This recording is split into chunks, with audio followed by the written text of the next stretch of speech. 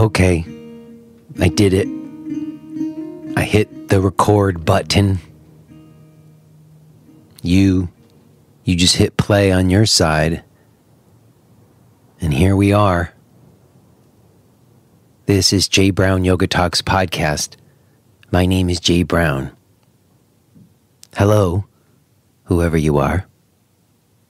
If you're new, welcome, and I almost feel like I have to apologize because you're really not getting me at my best today. If you were here last week, I mentioned that I've been having a hard time, and I wish I could say that things got better this week, but they did not. In some ways, they got worse. And it's rare that I'm not really feeling up to doing this. I usually am able to summon inspiration, but I've run out of time and I don't want to take a week off. I feel like if I didn't put the show out, I'd feel worse. And longtime listeners might remember in the early formative time of this show, I would just vent everything in the intro. I would have like big time yoga celebrities on, and I would do like a 20-minute intro of just like dumping all my emotions and angers and pain. And sometimes I think it was maybe useful, or it was at least purgative for me, but a lot of times I don't think it was helpful. I don't think it served me or the show. So I'm not going to vent everything here.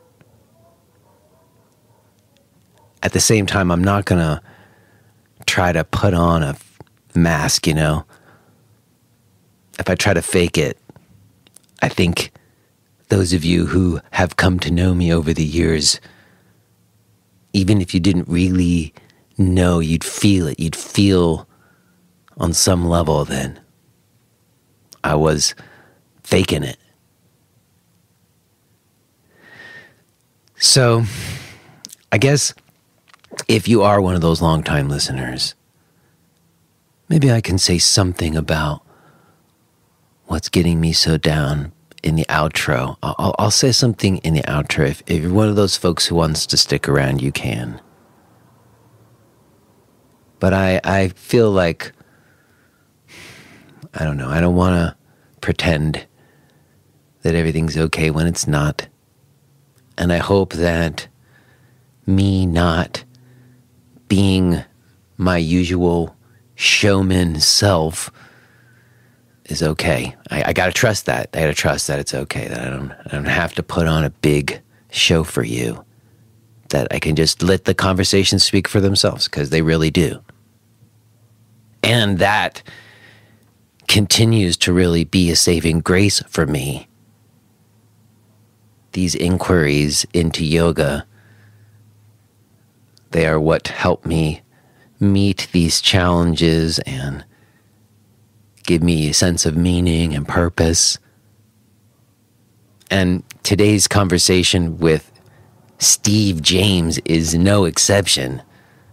I don't know if you know Steve. He is the host of the Guru Viking podcast, which I discovered not too long ago. And I've watched many of his episodes now. And I have to say, if you enjoy the depth of conversation that I try to have here on this show, then you're definitely going to appreciate Steve and what he's doing, because he's got it going on, if you ask me. And after taking in his show on YouTube and then reaching out and finding out that he was familiar with this show and having this rich conversation and connection with him, it spoke to something important that's been going on with me, and I'm really glad to be sharing it with you today.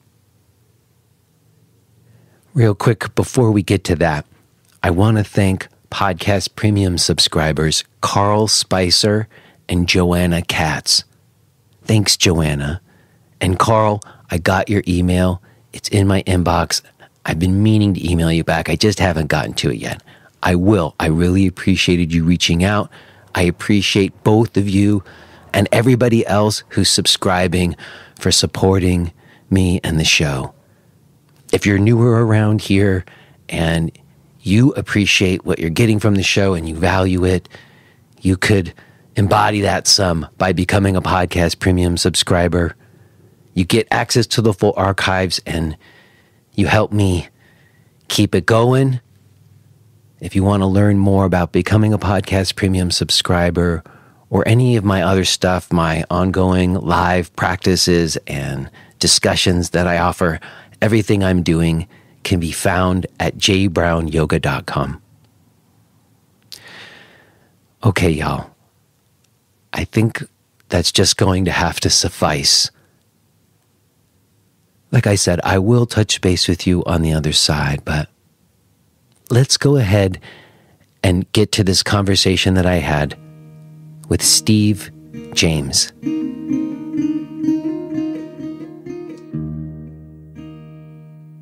Hello?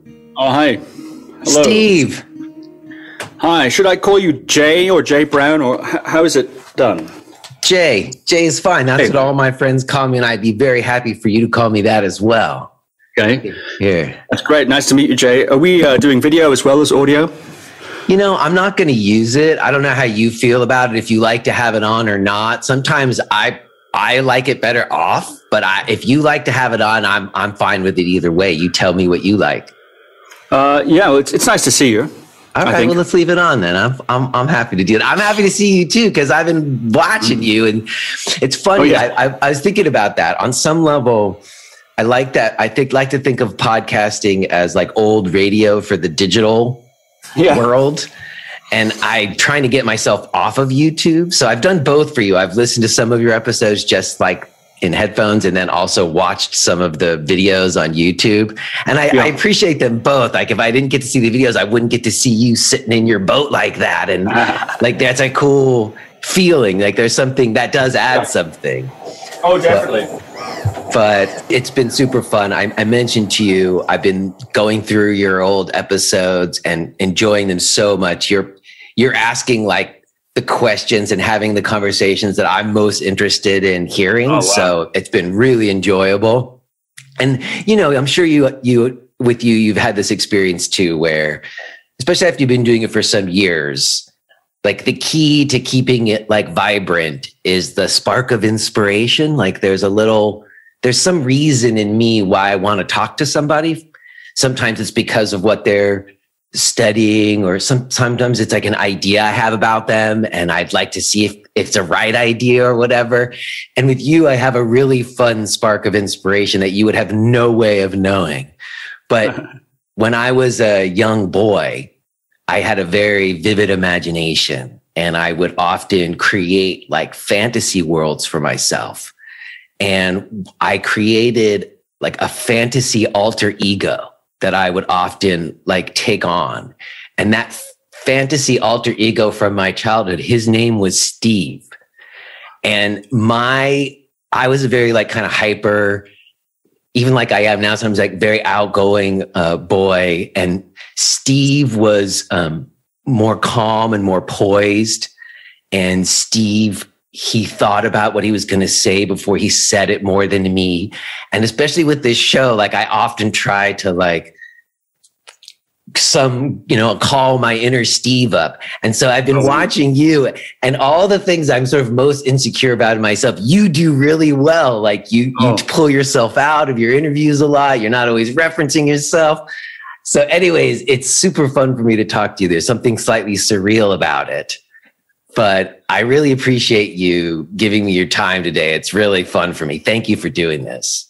Oh, that's so generous of you to say that. It really means a lot coming from you, Jay. Well, that was fun for me when you're familiar with my show. I wouldn't have known that at all. And that put me at ease. I was like, oh, cool. He's listened to the show before. So. Well, yeah, your show is, I think, it's one of the most, if not the most famous, long-standing yoga podcast around, isn't it? I mean, that's what I always understood to be the case. Maybe that's not right. People have said. I don't know if that's true, but the fact that you listen to this show definitely was fun for me too. Because, like I said, I've been watching your show, and so I guess for me, have we begun? By the way, is this it? Are we doing it now? We are. I hope that's okay. I like to feel like we've already begun. Is that all right? Oh yeah. So I was going to say, I have been enjoying your show so much, and my first kind of question, I guess, for you is, are you living in a boat right now? Do I have that right? Is that background behind you like one of those little houseboats? And where are you in a boat right now? Yes, that's right. Some people ask, am I in a shed? Have I been banished to the shed? Or maybe I'm in an attic or a basement or something. I've been locked there, perhaps by a family. Ashamed of me or something like this. No, it's not the case. I'm actually on a boat. Yeah. In the UK, we have these man-made canals. They're narrow waterways. And so we had, in the old days before they had rail travel, etc., we transported most of the goods that way around the country along these man-made canals in these barges, which, we call them canal boats or narrow boats, 6'10" wide. They mostly are. And mine is 57 feet long. And, in the old days, they'd be dragged along, the canal by a pony who would be on what they call the towpath, sort of drag the boats along. They're easy to move. You can move them actually just by hand, even though they're steel. You can guide them through the water like that. But, but now, of course, they have engines and so on. We don't transport many goods this way anymore, but we do live on them. So I live on that in the UK. Yeah. Well, I've been to London a few times, and when I would walk from the Airbnb that I was staying at to try yoga in Camden, there were I would walk by along those waterways, and I would see those boats, and sometimes I would see smoke coming out from the wood burning stove, and I would think, who lives in those boats? You live in one of those boats. Are there a lot of people who do that? Like, do you have to pay for a place to park it? Like, how does that work? Yeah, there's two basically different ways you can do it. You can pay for a place to park it. You can get certain canal side spaces you can buy, or you can pay for a marina spot. We have inland marinas here as well, of course. Or you can do something called continuous cruising. And in continuous cruising, you have to pay a license to be on the canals. But other than that, you don't pay for where you stay. So you have to move every 2 weeks, a certain distance. So there are a lot of people actually that live that way. They continuously cruise, moving from place to place.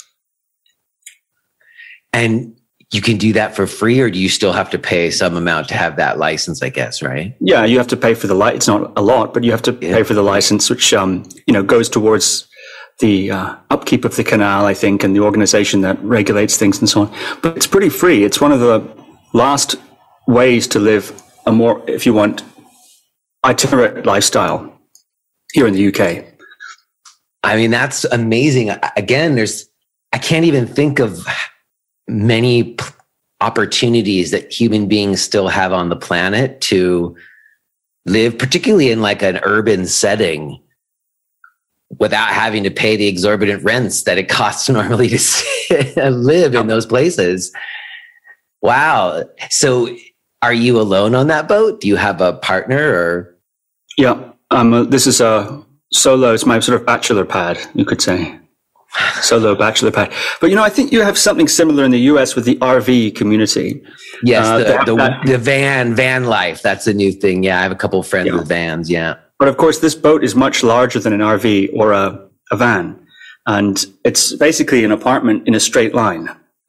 Each room, next to the other. So I'm sitting now here in what they call the saloon, which is the living room, I guess, which is mostly, as you can see, books and things like that. And then I have the kitchen just behind it. And then there's a bathroom. Then again, and then beyond that, the bedroom or the cabin, as they call it. And so, yeah, it's basically like a narrow apartment that's just long. Wow. And do you feel the movement of the water or the canal? Is there a lot of like that kind of movement always happening in it. I don't know. I haven't spent a lot of time on boats, so I guess I don't have a lot of experience. Oh yeah. Well, next time you're in the UK, you must come and visit me, and then we'll go on a trip or so, a day trip. It's really fun, actually. But yeah, of course, you can feel the water moving. It's not tidal being in land, so one doesn't feel the tides. But if there's wind or any kind of breeze, which there is in the UK a lot, yeah, of course you feel the movement. Or if a boat comes by and you're moored up, like tied up to the side, and if they go very fast, which sometimes they do, yeah, the boat moves. And if there's a storm like there just was, we've just had some big storms here in the UK, because it's a steel hull, it's very dramatic. The rain is loud and dramatic. The wind is howling. Yeah, it's good. I like it. It's sort of epic. Well, you don't mind that, because I read about how you've done like outdoor survival training, which again, like you are like my alter ego, because I grew up in the suburbs and then moved to the big city. And I've often contemplated how soft I am and how I've never had experiences. In fact, I had someone on the show, a friend who does Wim Hof method, and he came to my house and actually did an ice bath with me. And it was a very illuminating experience. Like, it occurred to me that I've never actually experienced a full range of temperature in my life, because I've always lived in an air-conditioned environment, wore coats, and lived this suburban, urban life very removed from the elements. And to just realize, wow, I've never even experienced the range of temperature that I've experienced is so small. So you've spent a lot of time. I guess I'm curious, when did you move into the boat? How long have you been in the boat? Oh, it'll be six years this May or June. Mm-hmm. Okay. But yeah, actually, regarding the outdoors survival things, that's actually one of the reasons that I initially started doing that sort of training, is exactly what you described. It's a mystery, the outdoors, and not only the outdoors, but what happens when things go wrong in the outdoors. That's the thing. If something goes wrong, there's some kind of problem, injury, or one becomes isolated or something like that. What are the priorities? How long does it take you to die of cold, of hunger, of thirst? What are the priorities? How do you order your priorities in an outdoor situation? So it actually becomes very much a self-discovery as well as a discovery of the outdoors, because what's likely to kill me first? Well, newsflash, it's not food. It's wind and rain. I suppose people mostly know that. But if you get cold, you'll die much, 4 hours, you can die from that sort of thing. You can go a month without food. I mean, it's not pleasant. You can do it. So part of that training, we would go days, sometimes up to a week without food, just and be very active, still having to do all the activity things that you have to do in sort of simulated survival situations, and think and make decisions, etc. So you experience yourself without, hungry, really. And then what's it like when you can't generate the body heat that you're used to generating when you're 3 or 4 days in and you haven't taken any calories? What's it like? It's really good to discover that and realize that in some ways the body is extremely resilient, and the mind also. Yeah, of course, it's difficult. It's upsetting. But you get through it and you realize, wow, there's a little bit more strength in there than I realized. And then also you can respect things more. Like, well, okay, I can go without food, but if I get wet and I don't have any external heat source, or I can't insulate myself, I'm going to die really quick. So you start to realize have a bit of a clearer understanding of one's strengths and weaknesses as an organism and as a person, mentally, etc. And the importance of things like teamwork or morale and this sort of thing. I think these are great lessons that you can bring out. And then just feeling more at home in the world, understanding nature a little bit better, only a little bit better, makes a huge difference. And of course, you arrive on your first day and you don't know anything, and that's fine. That's a training. You don't expect you to be an expert when you show up on the first day. Otherwise, it wouldn't be a training. And then you learn, and you can dispel that mystery, or unravel that mystery, and dispel that darkness, and start to gain some sort of confidence and footing. So that basic dynamic of going into the mystery, of discovering things, especially things that I don't know about, or I'm unsure about, or make me feel, shall we say, vulnerable, or I'm maybe afraid of to some degree, going into that kind of a situation and learning and establishing an understanding, it's something that's very appealing to me as a general dynamic. It sounds like you're similar by the sounds of it, what you're saying. I am to some degree, but not at as young an age and not to the degree that I would put myself in those. I've never put myself in those situations. I get it. And I actually would like to do it more, but I guess I'm curious, where does that come from in you? Like, how does that impetus come into you? Do you have an idea about that? I think it might be typology or just how I'm wired. I think it must be. I always had that impulse, I think, from a young age. I remember being, in order to get over fear of the dark, for instance, I had a wooden sword. I was into martial arts those days, so I had a wooden sword. And in the night, I remember on a couple of occasions walking through the house with this wooden sword. But I knew rationally, I don't know how old I must have been, 5, 6, 7, 8, 9, maybe, I don't know, any time around there. I knew rationally there was nothing in the dark to frighten me. But of course, my imagination conjured all sorts of things. So I walked through and I almost basically challenged the darkness or whatever was in the darkness to come and get me. And I knew that if it came from behind, because it's dark, you can't tell where it's coming from, then there'd be no way of defending myself, probably from behind if a monster came. But I was sort of challenging the dark. And then I remember laying down on the ground and going under the sofa, which was a little raised.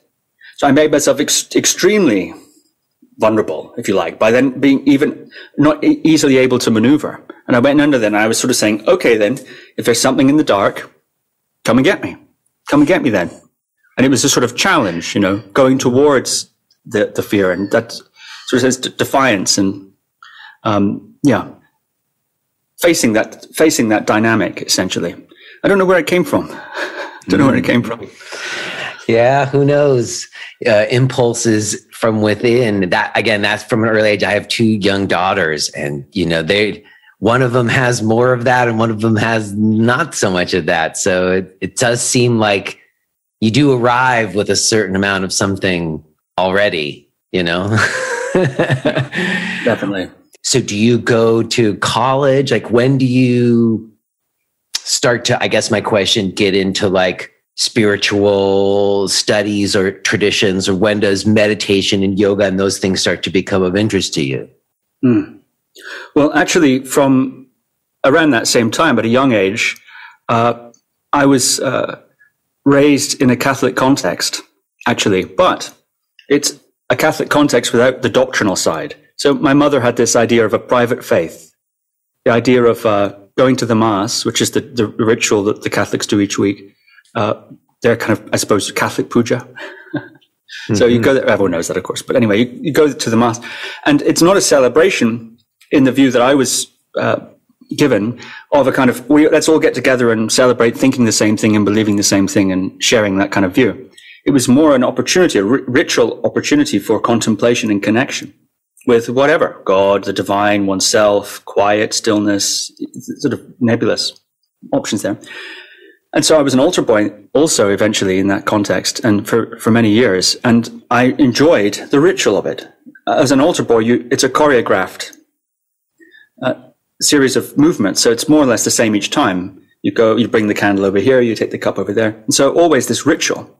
And I would just get into the ritual and just immerse in the ritual. And it wasn't really religious it was religious in the sort of mystical sense, but it wasn't religious in the kind of heaven and hell. These are the rules. This is the doctrines, etc. Et we weren't allowed to go. My mother wouldn't let us go to Sunday school, which is where they take the children after that service and they teach them all the rules of the religion. She said that, like politicians, there's a joke, Billy Connolly joke, that if someone wants to be a politician, that should disqualify them from ever being a politician. And so the same thing. So if you want to teach Sunday school, probably, so therefore I didn't have any resistance. I was also at that time from age 5, very interested in martial arts. I was studying karate in a very traditional kind of context. And I just loved it. I got into it. I kind of got it from a young age, as young people can do. And I'd read, of course, from there naturally, books about martial arts. You end up reading, Musashi, and you end up reading Art of War, and then you end up reading about the way aspect, the do aspect of karate do, right? The philosophy and the religious context of Japan. And that, of course, leads to things like Buddhism and etc. And then you start reading about that and start practicing yoga. We had a yoga book. So I would do yoga and this sort of thing. I heard Richard Hittleman. You were a Richard Hittleman guy, right? I've had a bunch of people on the show. I always ask them and they're saying, I start from a book, and it's Richard Hittleman, or sometimes it's Godfrey Devereux, who you studied with, I read. Yeah. Godfrey Devereux has been my main yoga, really my only real yoga teacher, actually. And what I mean by that is the person who I studied with, trained with, qualified as a teacher with Godfrey, also a yoga teacher with him. So yeah, he's been a guest on your show, which is how I first discovered your show, actually. I saw the episode of Godfrey that you did actually some years ago. Yes. There was an old one you did. I don't know if you've done one recently, but there was I should reach out to him again. Thanks for reminding me. But I remember I had one of his books early on that was just such a good articulation of things that was really helpful to me. So it was a trip to get to talk to him. But very cool. I mean, of all the people, again, those are like Richard Hittleman and Godfrey Devereux. I associate them with like when I first came to yoga in the early 90s, before the internet, there wasn't as many sources of information. So those are two sources that a lot of people honed into. So you were practicing off of the Hittleman book? Yeah. And there was a lady as well, whose name I forget now. I can see her, but I can't remember. Around that same era, a book we also had of hers, which was in loose leaf form. And, I didn't understand really. There was no yoga teacher. I didn't understand. I just follow along. And to me, it all seemed part of the same thread of investigation. And I understand that there are very important differences between the different traditions and faiths and systems. And I understand that, of course. But at the time, my curiosity didn't feel those differences to be contradictions or clashes or who's right and wrong. It was more sort of a rich tapestry. So yeah, that's how it began. Yeah. I see. And so when was it that you studied with Godfrey? That was in my 20s. And so that's what, 90s? I don't know how old you are. I don't want to assume. I don't know if you want to date yourself, but. Sure. Well, I was born in 1986. Okay. So I'm 35 now. So I suppose 10 years ago, I was in my mid-20s. So. And that was in London? Actually, yeah, I was living in London at that time. I think it was a little earlier than that I began, but it was during that period. Yeah, I actually saw something of Godfrey's, or read something of his. That he was talking about vinyasa krama, I think, the sort of sequencing. I think that's what the term he used. And he was talking about that there should be no struggle in yoga posture practice. And that when the neuromuscular, and I'm almost quoting him word for word here, when the neuromuscular preparation is adequate, the body will just take itself there. And if there is struggle, then all you have to do is go back, do some more of the preparatory steps. And when the body's ready, it'll just take itself there. And that was something that I resonated with and would often say in other contexts. And that sort of thing. And I saw, because I knew that from my other trainings that I'd had, for instance, martial arts, right? Music, etc. I knew that very well, that the difference between being able to achieve something just about and being able to, in a certain sense, own a shape or own a skill, in a sense. It's a very different experience. And you can get there quicker, or you can build up into it. And if you build up into it and you're really able to inhabit it, it's a very different experience. And I think sometimes getting there quicker, pushing to get there quicker, Godfrey would also say, layering tension over tension to give the illusion of openness. So that sort of idea, forcing oneself into a posture, for example, now we're talking yoga, right? Mm-hmm. That kind of overriding of the body, it can have short-term results, but of course we know, I think everyone knows by now, that it's a glass ceiling in the neuromuscular unfolding.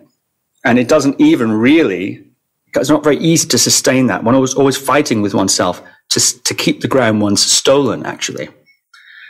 So that idea that I encountered from him, I thought this resonated so much for me. I thought this person is saying what I think in other contexts.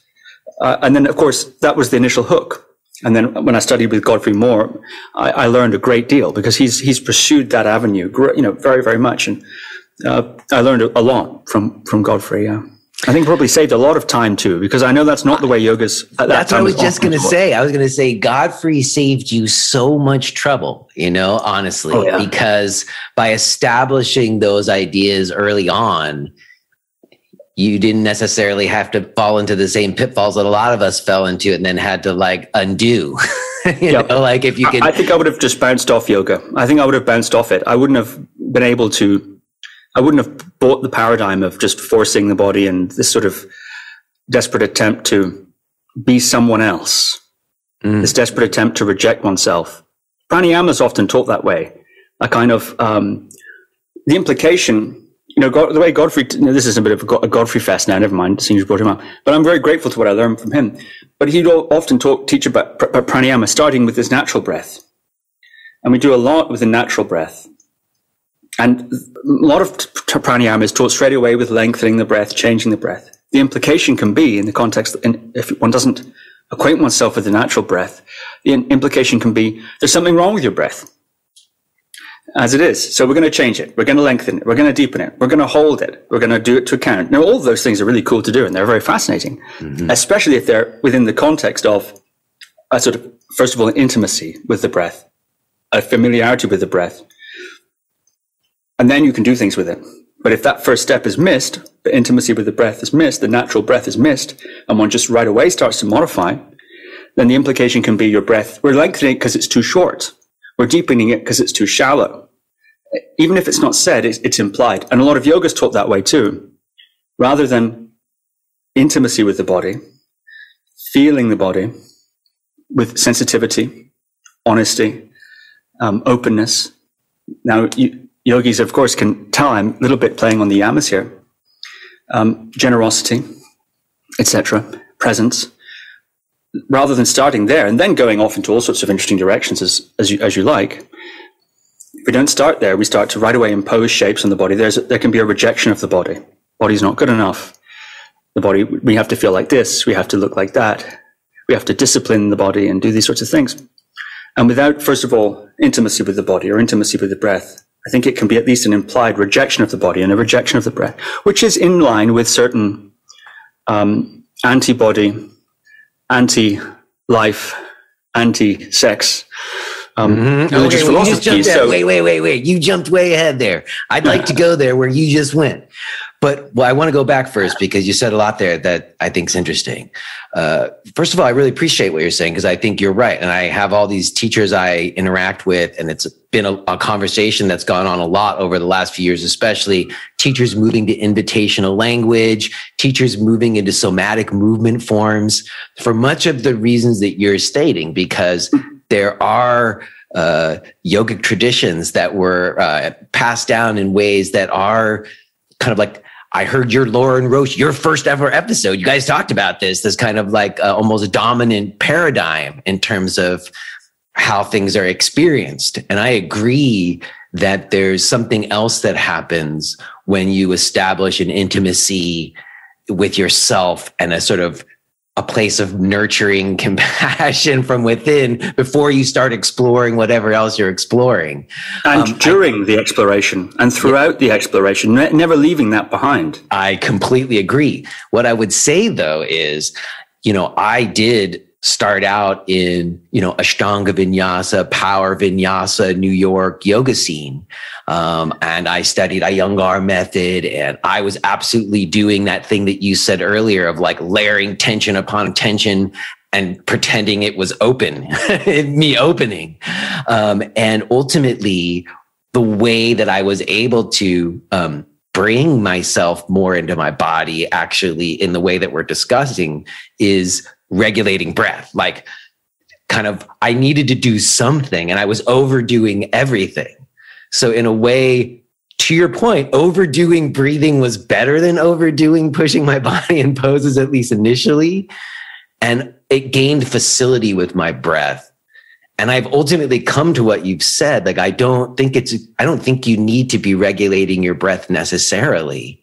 In fact, sometimes you're right. Regulating breath does kind of communicate something about us, or like it puts us in a place of lacking or something like you're describing, as opposed to just observing the wonder of what's already there. So I get what you're saying, but I do think as like a device, as even a process for some people, some amount of like breath regulation, even off the bat, can be useful. Because if somebody's like thinking about everything else other than here, and you're saying in a somatic way, hey, explore this, or you're inviting something, and their mind's like not even in their body to explore what you're saying, they like need something to do. So I find like giving them, and that does come from Desikachar teachings. They really emphasize Ujjayi Pranayama a lot. But I think your point is still well made. Don't get me wrong. But I think there's sometimes a usefulness to some amount of like, people need something to do, don't they? Well, yes, I'm not advocating a radical non-doing. I'm saying the context of the doing. So the context of the doing. So it's not the doing itself necessarily. Breath control, breath practices, I think I said, they're fascinating and wonderful and very interesting. And they have many good uses, and they're also very fun. And I'm not saying that one shouldn't do them. I'm saying that the context of intimacy with one's breath is important, or rather, the absence of that is problematic. And what's the problem? Well, like I said, these sorts of all these means of control, rather than being a means of, as you say, exploring, unfolding, a process of discovery, and even etc., can become a sort of furthering of an alienation with the body, because we're lengthening your breath because it's too short, we're deepening it because it's too shallow. Whereas that doesn't have to be the implication of right. Those sorts of practices at all. It doesn't have to be. Lengthening the breath does not imply your breath is too short necessarily. So I think the importance of, this is what I was saying, I gleaned from Godfrey, the way he would approach things. The importance of, first of all, being able to be with your natural breath, or at least the context established of that. That informs the way you then do any kind of pranayama practice, in the same way that intimacy with the body informs any asana practice you might do. It contextualizes. You're taking the body with you as you do your asana practice, rather than imposing the asana practice on the body, hoping that at some point something will happen, some magical thing will happen. That if I could just get myself to do that, then suddenly it's something, leaving the body behind. It becomes a sort of civil war in oneself. So I'm open to all the techniques and methods and all the doings, and I think they're actually so cool and wonderful. I have no problem with them at all. It's the context, I suppose, that I'm trying to talk to here. I really appreciate that. I just started this training with people. We've spent the first several months just establishing these different kinds of contexts for practice, exactly as you're describing, because I think you're right. You can have the same forms, just like you can have like the same song or whatever, and two people can engage those forms and have completely different communications, or you get completely different experiences from them, depending on the viewpoint or the context that the person who's engaging them holds. Mm-hmm. So I think for me, and that's what I get from your show a lot, like understanding those kinds of contexts has been helpful to get clarity around, what's useful for me, or what's my path in all of this, or whatever. It's helped to have clarity around that, to understand that. And I think a lot of that does come from some sort of comparative analysis of like trying different techniques or trying on different traditions even. And I know you've studied lots of other stuff besides just yoga with Godfrey. So rather than just list them all, what do you think of as your biggest influences in what you do in terms of a practitioner or a teacher or coach? I know sometimes you use that word. What are your biggest influences other than Godfrey and yoga? What are the other things that you feel like you're drawing upon most? Yeah, it's difficult to answer that question because one's influences aren't always conscious. And I think, in fact, sometimes the most profound and influential influences, if I can use that tautology, are so influential that one doesn't even recognize them, the sources of them. It seems just obvious. But a lot of the things we take for granted are, not necessarily, they're obvious to us, perhaps, but not that obvious maybe to everybody else, or in other situations, in other times, in other places. So I always feel a little like when this sort of a list, one's missing out on some of the most profound ones. So of course, I think I'd have to say the broad sweep of thought that characterizes Western civilization, very rich, incredible, and that I think hugely influential. Of course, then also the benefit of the interaction between that civilization and other philosophies and religions and cultures of the world, sort of rich dialogue that we seem to be able to at least have some degree of these days. Amazing, I think. But anyway, in terms of, I also studied, my main meditation teacher has been Shinzen Young. He's a meditation teacher. So if you want me to give you names. What does because he come from a particular tradition? I don't know him. Yeah, he was ordained as a Shingon monk in the 70s. He went there to pursue a PhD and ordained as a Shingon monk, which is a sect of Japanese Vajrayana, or Tantric Buddhism, if you want. Mm. And so he wanted to do his PhD. His idea was to do his thesis on that sect, which had been not very studied at that time. And that was going to be his academic bailiwick. But they wouldn't tell him anything. They said, this is for transformation, not for research. So in order to do his research, I think he memorized their liturgy, and then they let him in anyway eventually, and he ordained there. But quite quickly he realized that, oh no, he was far more interested in its possibility from a meditative point of view than he was even academically. So he abandoned his PhD and embarked then on a path of being, professional contemplative, I suppose. And so he studied there. He studied a lot of Zen, did a lot of Zen training. He's now in his 70s, did a lot of Zen training, and he did lots of what you, I suppose, properly know as Vipassana training, right? That sort of thing. Is that what you studied with him, or did he teach you a wide range of meditation techniques?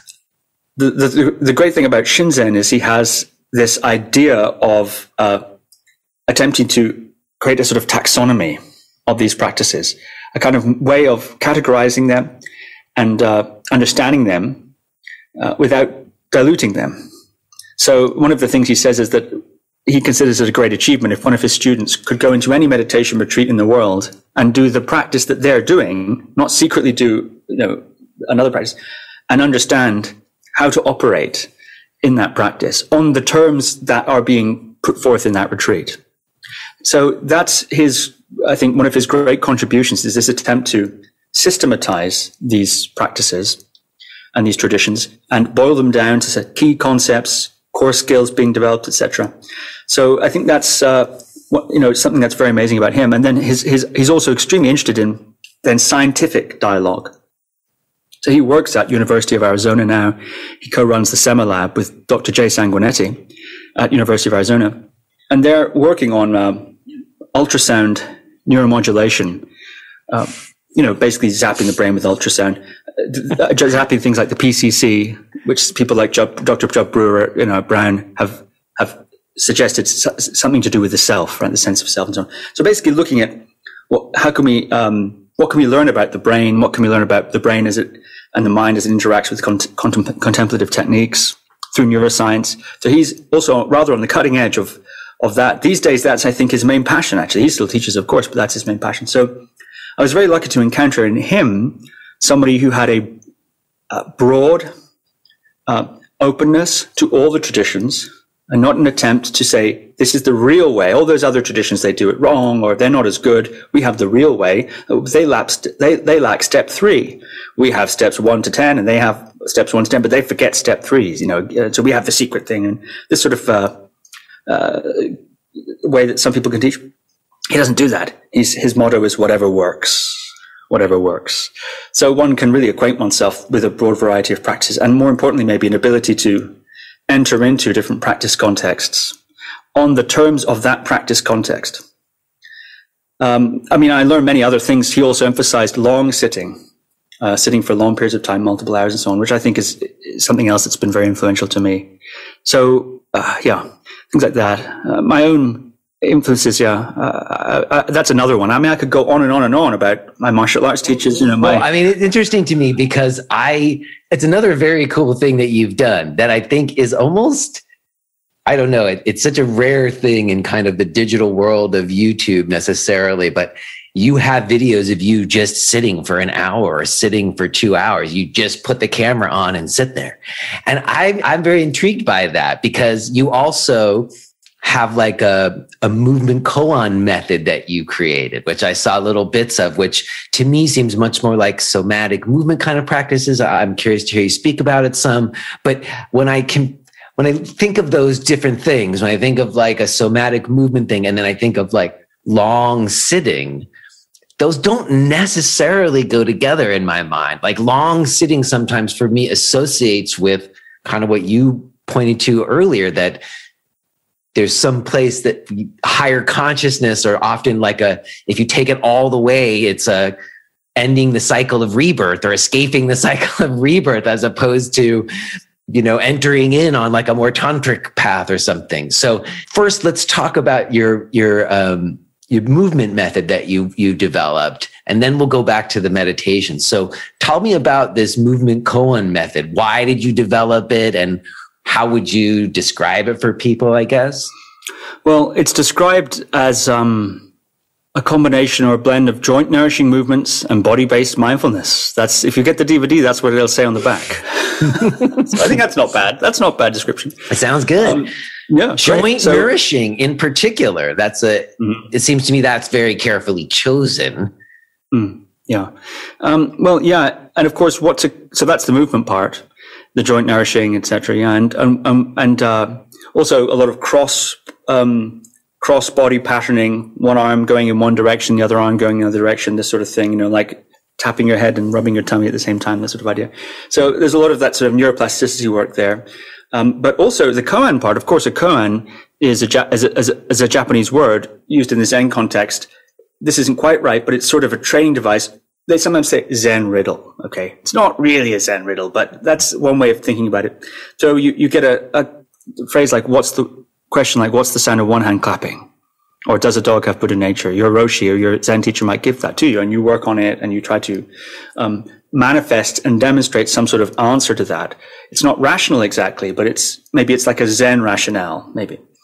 So here in movement koan method, it means that we're using the body in these movements as a lens of inquiry.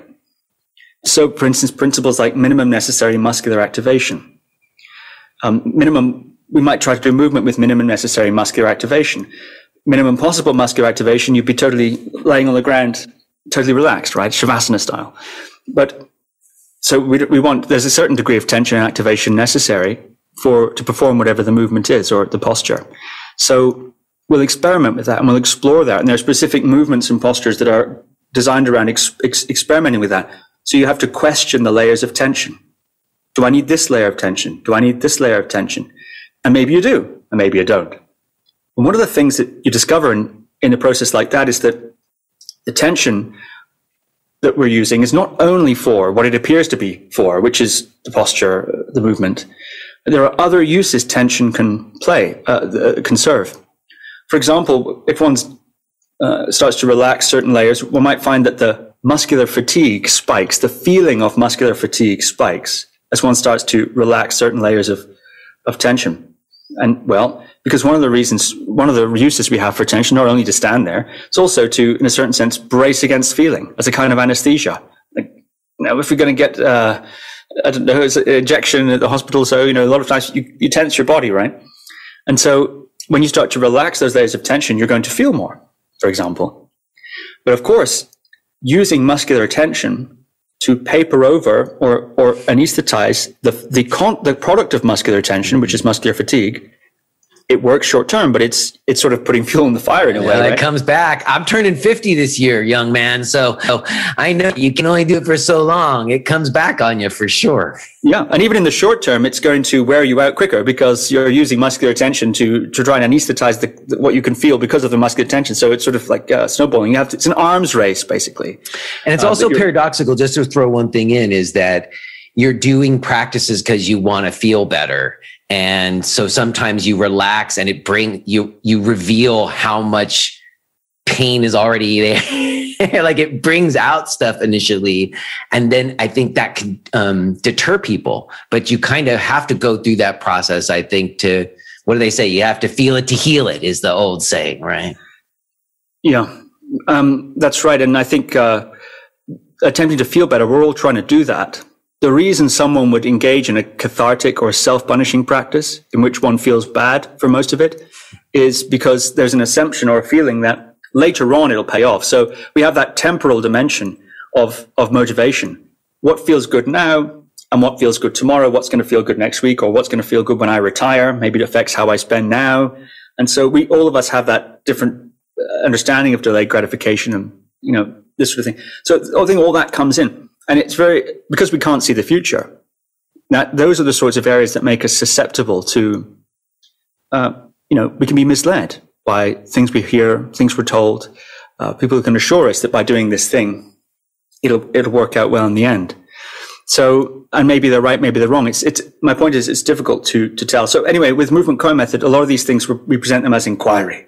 So it's an investigation, questioning the layers of tension. I'm not saying relax excess tension. Relax. How do we know what it is? Yeah. It's a questioning process. It's an investigation, and it's going to change. It's not relaxed or tensed. It's an investigation between those two extremes. I think it requires wakefulness, of course, certain wakefulness. If you say, I'm going to relax all the time. That's my strategy. Non-doing, as you were pointing to earlier. That's my strategy. That's an extreme position. It's not tenable. Or I'm always going to push, always feel the fear and do it anyway. Always push through no matter what, I will conquer. That's useful sometimes, but it's not a tenable strategy as your main thing. We need to be able to move between them or somewhere in the middle, case by case basis, have that sensitivity. I think that's part of the sorts of things we do in movement core method. Yeah. Well, I also was reading that you work with a woman named, what's her name? Michaela Boehm. Did I say it right? Yeah. And I'm just curious, she has the non-linear movement method too, which I find interesting in terms of even what you're talking about, how there's a movement component or like a microcosmic element to practices, but then there's sort of the macro of it. So for a long time, I had a very linear idea in mind that I was climbing the limbs of Patanjali's ladder and doing my asana and my pranayama and my meditation. And if, like you said, if I keep doing it and I make myself sit, even though my knees hurting, if I make myself do it for hours and I just really am determined and I push through, I'll get to the samadhi. And didn't pan out that way. So I think I definitely had to find my way to more non-linear teachings or more non-linear types of practices. So I'm curious how you met Michaela, or what do you take from her work and working with her? It seems like it's informed what you're doing a lot. Oh yeah, certainly. Michaela's nonlinear movement method is something quite different to what I was describing just moments ago. Well, perhaps, maybe I'll start with how I met Michaela. Well, we had a client in common, 8 years ago, maybe something like this, a client in common. And we met that way. And we hit it off creatively and intellectually. And so we started working together. And we've been working together now for, full time really, for the last 7 years, 8 years, something like that. So before March 2020, we traveled around 50 plus events a year, traveling around all the world doing things. Also with private clients, we share them and we have our individual ones and we share them, work with them together, etc. So we've been a team actually, really, for several years. And what have I learned from her or taken from her work? It's she has her stream and I have my stream, but we have a thing we've developed together as well. And I've learned a great deal from Michaela. Oh yeah, tons. She's extremely experienced counselor actually, and is well known, I think, for instance, Will Smith recently wrote an autobiography in which Michaela has a chapter about their work together. And so she's, this sort of thing has been secret for a long time. She doesn't talk about her well-known clients, hasn't done for years, but now they started talking about her, and more you start to hear people she's worked with beginning to, talk about her and credit her with a lot of benefit they've received. So of course, to work with someone who's so good, excellent in her field, one can't help but learn something. She's got a tremendous work ethic. She's very intelligent.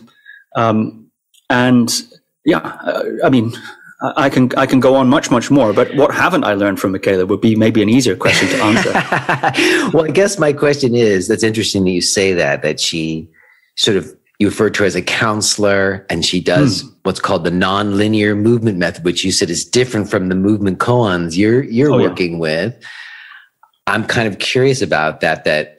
Sure. Is the nonlinear movement method, what is it? Or what can you say about it? Maybe not what is it? You can't boil it down. I'm sure it's nonlinear, but what could you say about it to help us have a sense of what it is, or how is it different from what you described when you were talking about the movement koan? Oh, absolutely. Well, first of all, I'll say that Michaela teaches regularly nonlinear classes online that people can check out if they like, and there's things on the internet that people can look at if they want to look that up. Just search Michaela Boehm, the nonlinear movement method. But in brief, it's like sort of the way it came to be is, Michaela in her teens learned a certain sort of central channel practice, a way of moving the body rather intuitively. She learned it from a teacher, but the means of the practice is one feels inside the central channel from a Kashmir Shaivistic context, and sort of opening. And as I expect know, in many of the inner yogas in Buddhism and other contexts too, there is an emphasis on not only the visualization of the different subtle body anatomy, but also a feeling. So one becomes acquainted with the chakra, say, in Tummo practice by one of the initial stages is to rest the attention on that point and just to sort of feel what's there to be felt, essentially. And so this sort of somatic feeling aspect is, anyway, later on, she co-founded a rehab in Los Angeles it was a dual diagnosis. So addiction and also cluster B, what's now called access 2. Personality disorders, things like, psychopath, sociopath, BPD, things like that. So this is sort of dual diagnosis rehab. And one of the things there that she worked with a lot is, of course, when someone starts to,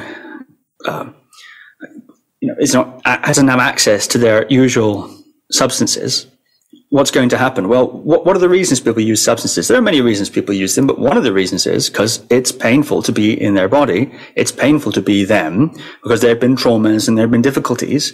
And so one of the things that people do, not everyone, but one of the things that some people do is use substances of various kinds, right, to sort of ease the pain, numb the pain, etc., or sometimes reenact the injury. All these things are possible with trauma. And so naturally, if someone starts to detox from those habit patterns as well as the substances themselves, of course, this is part of their defense and coping mechanism. So they're going to come into contact with their pains, their traumas, their difficulties. And so one of the methods that nonlinear came, in a sense, really began to come together, I think, at that time, where she'd have people get on hands and knees, for example, and this is basically how nonlinear works, although I'm talking about that iteration. You get on hands and knees and feel the body, and just move the body. Allow the movement to allow the feeling to express in the body.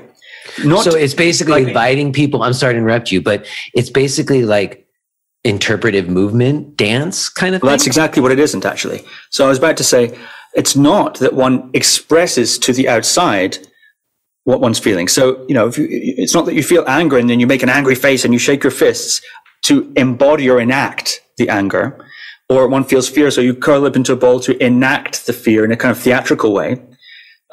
It's not like that at all. The movements may not look anything like what one's feeling.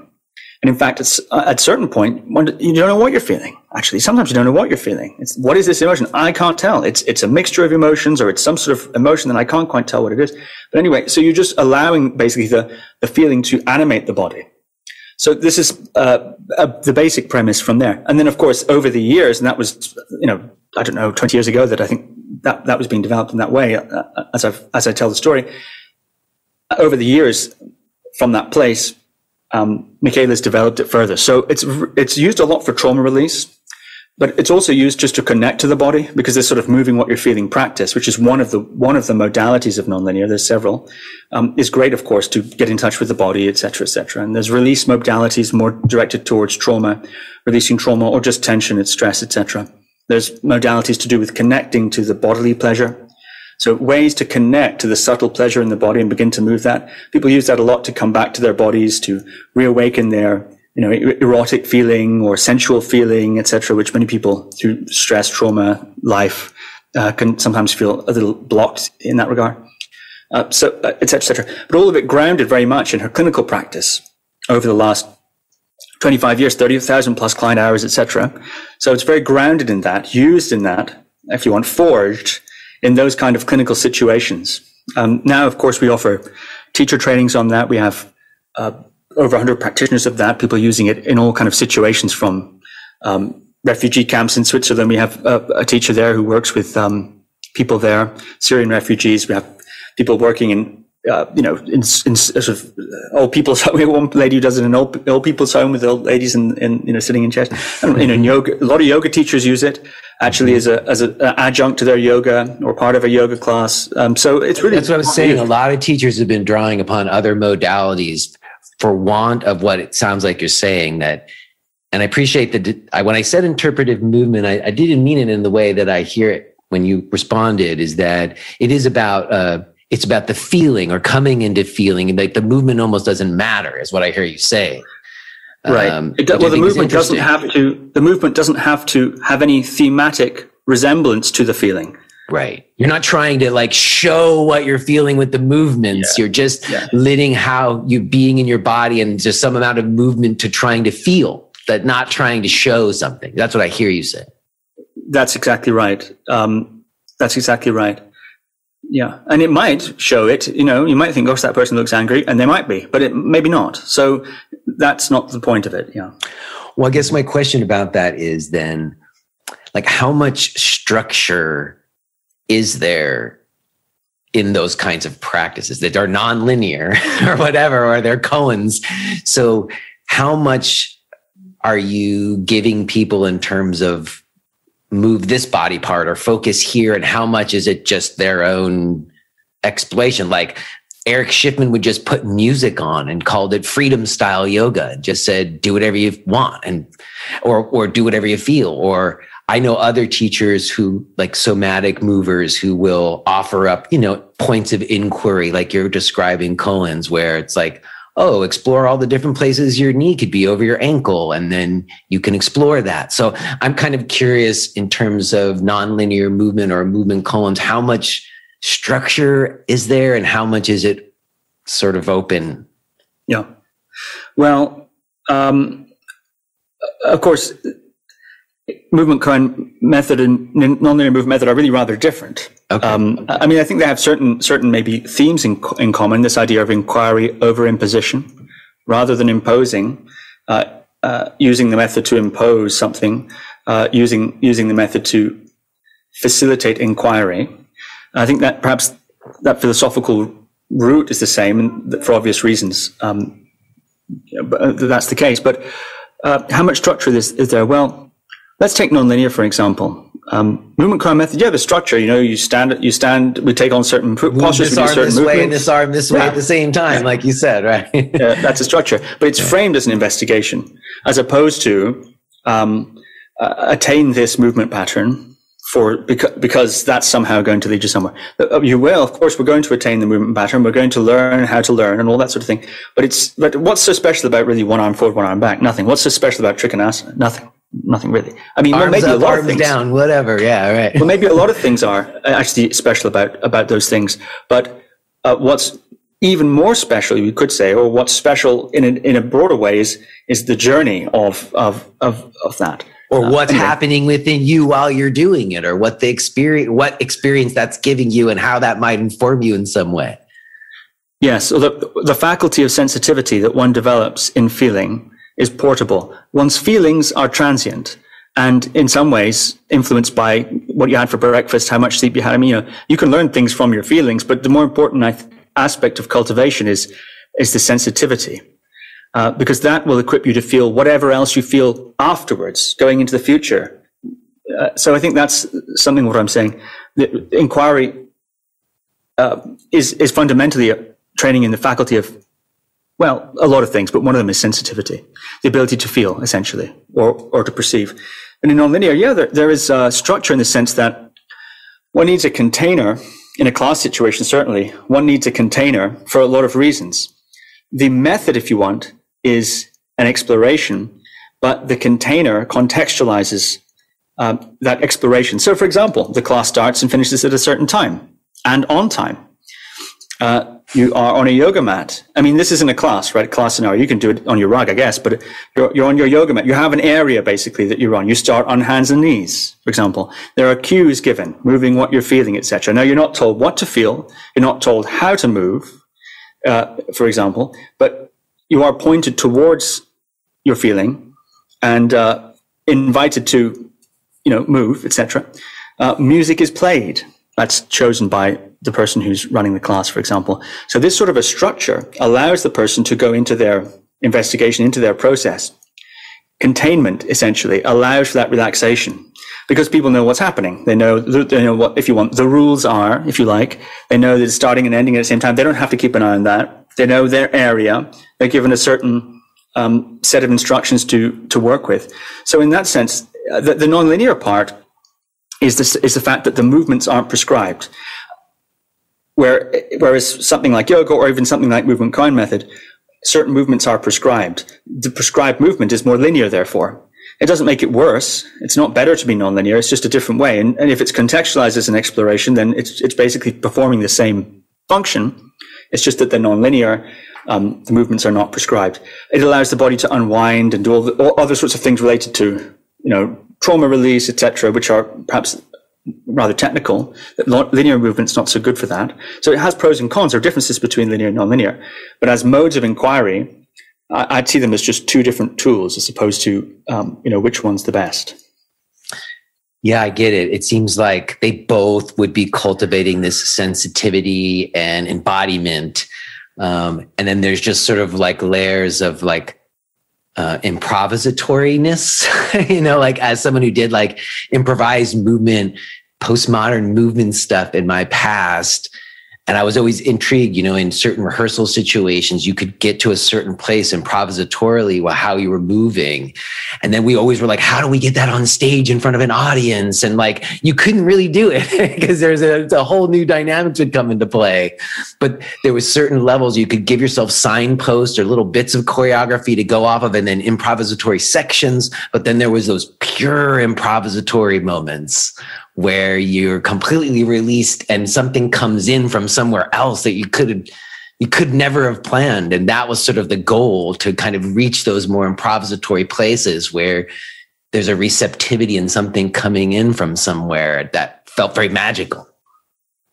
Yeah, I think that's a very interesting example. And yeah, there is something about spontaneity or as you put it, improvisation, that can lead to those sorts of very creative places. And you can be surprised then by yourself.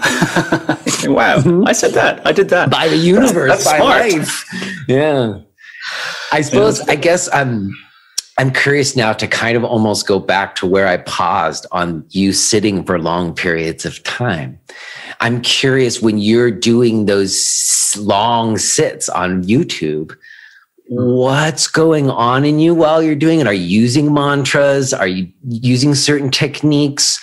And why? Why do you sit for those long periods of time? What are you hoping to get from those practices of long sitting? Yeah, those I think are such good questions. So what are we talking about here? Well, on YouTube, you're right. I sometimes stream these long sits, 1 to 4 hour sits, live streamed, and not just sit here on my boat and meditate, and it's not that interesting. Nothing much happens. I love it. It's so anti, because it's just a guy sitting. I love it. It's great. Yeah. So it's like nothing. It's, don't wait for anything to happen. Maybe I might, breathe, take a deep breath. You're just waiting to feel like, when is he going to call it? When are we done? I heard someone commented recently, a friend of mine, and he said he scrolled through one of the 4 hour sits just to see, if I'd passed out or something. Or see if I'd levitate or something, But yeah, actually, your questions are so important. And you also earlier asked, well, how does that square with movement? If we're doing movement on the one hand, and then on the other hand, you're sitting there, they seem anti or somehow again opposed in a way. And I think they can be. And it's certainly true that in the same way, movement can be used, as we've discussed, this sort of impositional approach, this kind of overlaying approach, self-punishing approach, etc. Maybe there's something to that. I'm not saying that maybe we should ban that. If people want to do that, there should be places for them to do it. Go for it. Meditation can be that way too. You sit there for a long period of time. You can tough it out. You can definitely do that. But that's not the only way.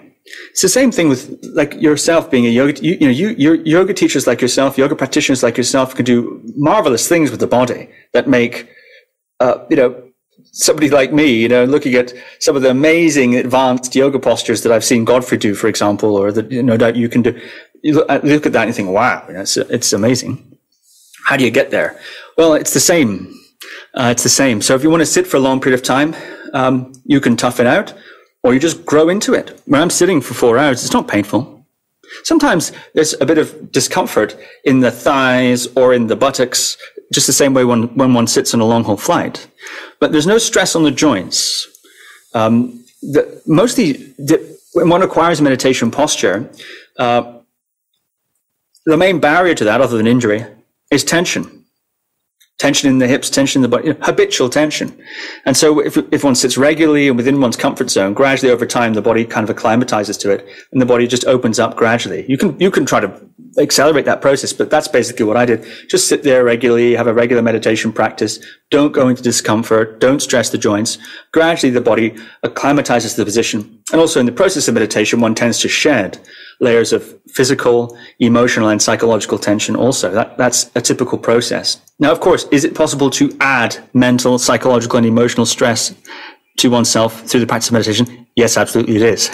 In the same way it's possible to do that with yoga, it's possible to do that with anything. Yeah, it doesn't have to be done that way.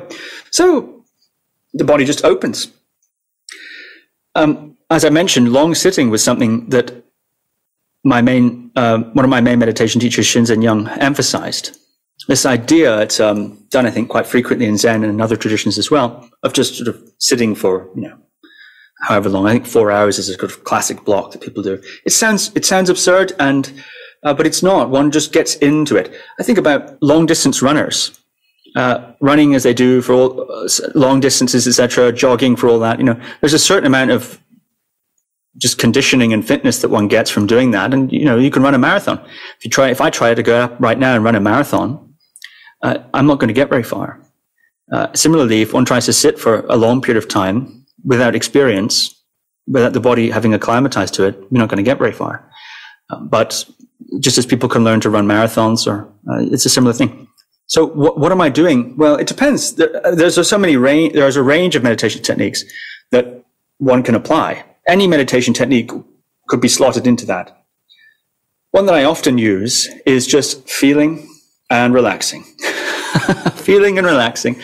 So there's this combination. I'm not going to say anything that meditators are going to need to write this down, right? But you asked me what I'm doing. A lot of times I'm doing that, feeling and relaxing. So feeling has this aspect of wakefulness or being there, right? Freshness, maybe. And relaxing has that sense of, relaxing. And if you relax too much, you can become dull and sleepy. So then you need the feeling or the wakefulness. Too wakeful and so on, you start to tense up. So it's bringing these qualities together, just being there. That's often what I'm doing in a long sit like that. But what else might I be doing? Feeling body sensations, sure, mantras perhaps, you could do pranayama, at least intermittently, in a situation like that. Whatever your meditation practice is, you can do it like that. All right. Well, I get that. I guess I also get what you mean about you can condition your body to sit. I had a long sitting practice for a long time, and I kind of let go of it for a while. And I might go back to it again. I don't think there's anything wrong with long sitting. Like you say, you can be sitting for a long time and beating yourself up, or you can be sitting for a long time and feeling and relaxing in a way that's very useful to you. So again, I don't think it's the sitting unto itself. I guess my question is that why is it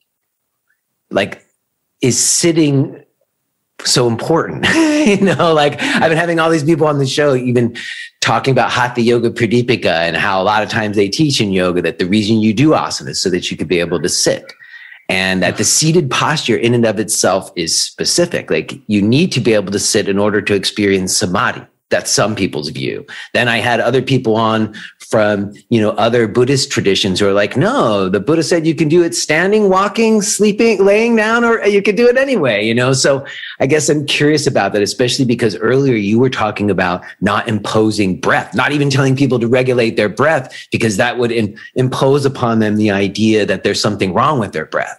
So to me, the idea sometimes, and again, doesn't have to be, but the idea of long sitting is that if you could do that, if you can make yourself sit in the way that you're describing, then you are going to then somehow have something that everyone else doesn't have, or going to reach some higher consciousness, or depending on the philosophical viewpoint, as we were saying earlier, you're going to be able to get to a place where you escape the cycle of rebirth, or maybe not. Maybe you're finding cosmic order within to bring it back to your life. Could be a lot of different things, but the emphasis on sitting for a long time, sometimes I wonder, doesn't that become an imposition in the same way as telling people to regulate their breath might be? Yeah, it certainly can. You're right. And I should clarify and repeat, I didn't say that I don't tell people to regulate their breath because it implies some sort of problem with their natural breath. I didn't say that. I said that a structured breath practice can carry with it the implication that there's something wrong with the natural breath. That's why we've got to do all these things to it. It can carry that implication. It doesn't have to, though. And that's why a sense of connecting with one's natural breath is a useful antidote to that misconception, or to that implication, maybe put it that way. And now some people do believe there's something wrong with the breath, so that's why we have to do things to it. So, okay, that's their view. But we're asking about the way I was seeing things and what I learned from Godfrey. And the idea there is that with the basis of intimacy with the breath, from that place, one can then proceed with whatever pranayama you like. Same with yoga posture practice. If one's got an ability to feel the body, and one's with the body in a sense, and one's practice progresses from that place or within that context, and that's carried with it, then whatever weird and wonderful positions you'll do are going to be within that context. It's going to be not as an imposition upon the body in that way. So I think that's an important thing to say. I'm not against the structure. I'm not against the weird and wonderful wacky techniques. I think they're so wonderful. But in asking what I learned from Godfrey, it's the context of those practices and techniques. Yeah. I get it. So anyway, and so I suppose the answer therefore is the same for sitting. Yes, absolutely. Just because, what are you going to get out of that? What's the point? Can't it be an imposition? Yes, it can be an imposition. Doesn't have to be, though. I can tell you why I do it. There's lots of reasons people say to do it. It's a sort of long-standing tradition of this sort of longer sitting. I do it because I like it, actually. I enjoy it. Yeah. Really, that's the reason. And I sit there, oh, it's so great. I really enjoy it. For me, what do I enjoy about it? Well, there's something intrinsically rewarding about the intimacy with experience that what the sitting practice can be a portal to, or can draw one's attention to. I enjoy it for that reason. That's why I said this. I don't struggle. It's not pain. I'm not toughing it out. It's not a demonstration of any kind of attainment. I do it because I enjoy it. And certainly, though, one of the things that can happen with longer sitting is that your various maneuvers and coping mechanisms, etc., can become somewhat exhausted. You run out of tricks 3.5 hours in, usually, because there are ways you can get through. You run out of tricks. Eventually, you're going to have to feel.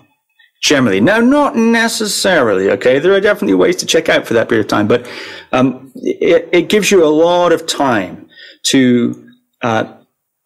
It's like if you love somebody and you spend a lot of time with them, and someone says, "Why do you spend time with them?" Well, because it's like you already know them. Yeah, like when you go on vacation with somebody, like a girlfriend or something, you travel with them, and then you get to see if you guys really work together or not. Yeah. Well, if you love somebody, you don't even have to be testing them. You just want to spend time with them and enjoy being with them. And there's something rewarding about that, and the exchange, the intimacy, etc. It's the same way. So when I meditate, for example, part of the reason is this unvarnished contact with, it's such a luxury, with feeling of the body, you know, with the mind, with the environment. It's this intimacy with feeling, with sensation, with life, an intimacy with life, you could say. And it's wonderful. It's like the same reason you, as you say, go on holiday with a loved one, for the pleasure of it, really. And what are you going to get out of it? We're going to deepen our relationship. We're going to go on holiday so we can deepen our relationship. And then after that, we'll have a deeper relationship. And I don't know what we're going to do with that, but we're going to do something with that. And the same thing, I'm going to get enlightened. And after I'm enlightened, you know, then what am I going to do? So I don't know about, I'm not attempting myself to get enlightened. I don't consider myself on that path, but I do enjoy intimacy with life as it's expressed through sitting. Now, as you said, is it the only way to have intimacy? No, not the only way to have intimacy with life at all. There's many other things. I just happen to like that kind. And yeah, okay, if you're in certain systems and you want to get to samadhi, of course, Patanjali samadhi and Buddhist samadhi, those terms are not used exactly for the same thing.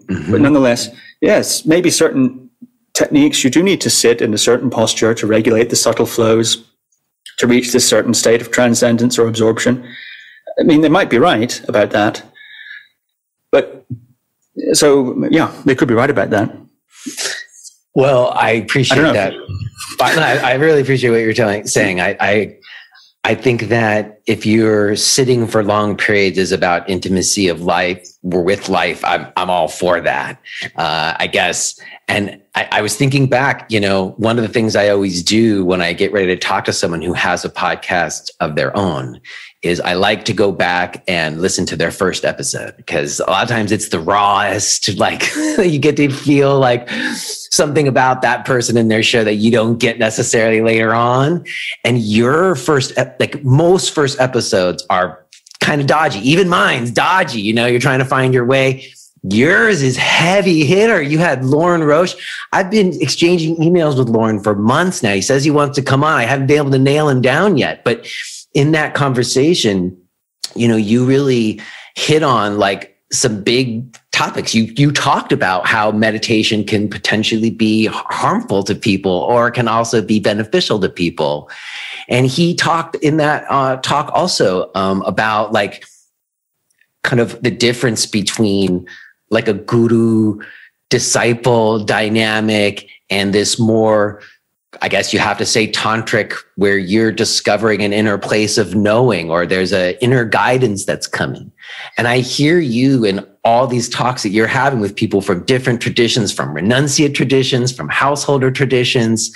You're often sort of asking them kind of about what I've been really interested in terms of the consciousness-based reality that a lot of these traditions are based in. It seems like I've been born into, as I guess have you, although your experience is very different from mine, into a world that is kind of a postmodern world of randomness.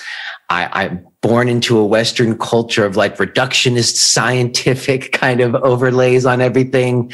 And I'm embracing these like indigenous cultures or other cultures that I'm an outsider to on some level, because I have some kind of intuitive feeling or draw to them. And I've had what I consider to be kind of unexplainable or mystical experiences, and all these practicing and exploring and bringing my attention to my experience. I've become aware of all kinds of different things. And for years, you didn't really talk about them. In some traditions, they say you shouldn't talk about this stuff, but it's sort of that magic, mystical component. And I guess I'm curious, I hear you asking about it and wanting to talk about it. I wonder how much of your practices have led to some of this, and how do we, I don't know, it seems to me important to put yoga and meditation practices in that context. I've been using the word animism a lot because I don't know another word to use, where it exists in a world where the world is alive and it is a manifestation of consciousness. Because without that frame, the practices they take on a very different character and they don't serve the same purposes. At least that's the sort of hypothesis I've been going on. I'm curious, when I say that to you, what are your thoughts, given all the people you've talked to and sort of the questioning you've done around this as well?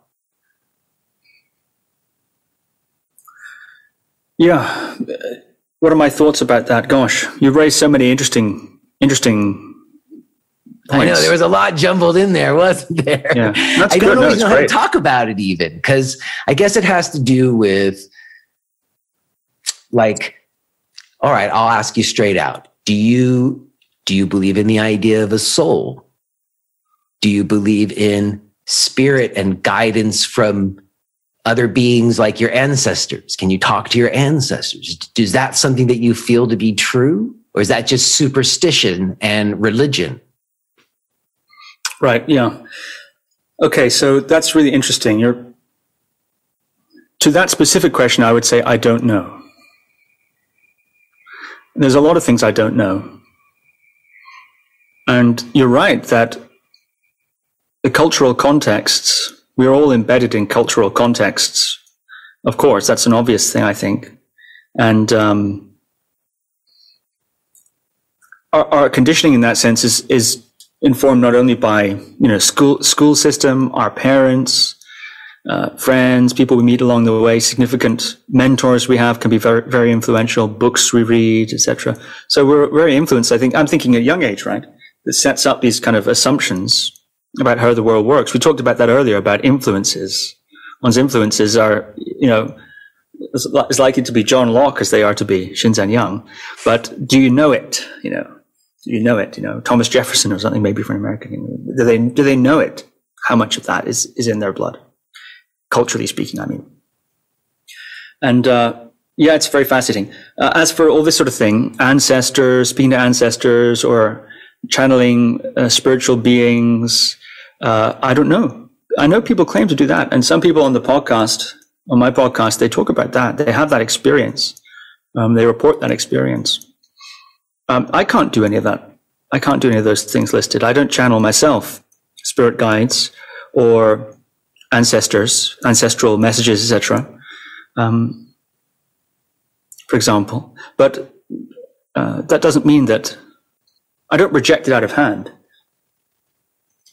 I've never attempted to do that either. I should probably say that. Well, I guess, though, you have, from what I've heard you say today, that there's been some kind of intuitive drive in you guiding decisions, hasn't there? Right. So you're talking now, has there been an intuitive drive? Yeah, of course. I think we all have intuition. Now, is it in the Malcolm Gladwell blink sense, just unobservable processes of reason that lead us to that conclusion? So, for instance, in that book, Malcolm Gladwell Blink, he talks about how people, especially experts and so on, they have an intuition, the fireman who just knows to duck, and then a fireball goes overhead. He couldn't have known that, but who knows? Malcolm Gladwell suggests, I think, in that book, that there may be subtle things he's able to read on levels in his, subconscious or unconscious mind that sort of emerges as duck. Who knows how he got there? But if we could look at that level, we'd see it was, if you want, a logical series of maybe inference or something like that. And it's true, I think, that a lot of the ways we represent our decisions to ourselves are not always exactly what's in line with what's really driving us. We rationalize, in other words, our decisions that are based on, I think, fundamentally a pleasure-pain calculation. We're trying to get towards the good and away from the bad. We don't always, for reasons we discussed earlier, like we can't predict the future. We don't always know exactly. We can have faulty variables in our pleasure-pain calculation, but I think that's always the general momentum of the organism to optimize its conditions, even if it's not always aware of how to do that. The soul and so on. Yeah, I don't know about that. I don't know. But you can feel free to press me more. You're welcome to press me more on it. I'm not trying to be evasive. I don't know how much more pressing there is to be had. I guess I'm not sure exactly where I'm going. It's sort of, I know you're someone who has a show like me, and you've brought these incredible people on to talk about their experiences and, like you say, report to them.